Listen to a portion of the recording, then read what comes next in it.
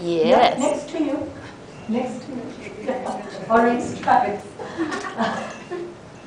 What's ethics? She wants to know. Yeah, what's the This is your chance to ethics? educate a professor from Wits University. Do you want to stand up and tell us what your idea is of ethics? And her lips are moving, but I see nothing. Maybe we should have, do we have a roving mic? Yeah, we've got a roving mic somewhere. She thinks that she's going to be able to outlast me. You need to check with Derek Hanekom on whether that approach works. Okay, so now we're on with the Jerry's finger show. Okay, so tell us. Okay, great. I think ethics is a set of guidelines that govern the moral obligations of any profession. Almost there. Good.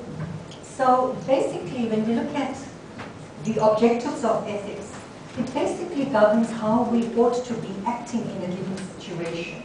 And it will provide us with very strong reasons for doing so. Okay, exactly what you said in a different way. And what ethics actually involves is a critical reflection of morality.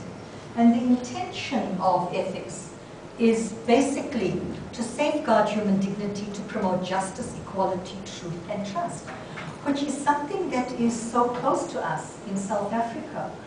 Not just apartheid South Africa, but even more so now in our post-apartheid regime. Now, how does this translate into research ethics? Ethics in research is merely about ensuring vulnerable people are protected from exploitation and other forms of harms. So it's to protect the vulnerable against exploitation. And when we look at ethics in research, there's been quite an evolving language when we look at research itself. In the past, we talked about subjects. We now talk about participants on the research side. Now, the reason we decided to move from subject terminology, and in fact, on the entire African continent, we've moved from subject terminology.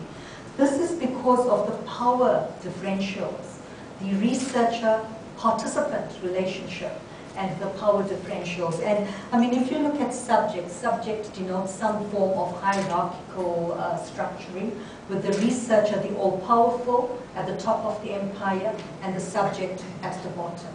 And we felt it was very, very important to move away from that and get whoever's involved in research to actively make decisions, okay, make informed decisions as to whether they actually wanted to be involved in the research or not, and hence, therefore, be active participants.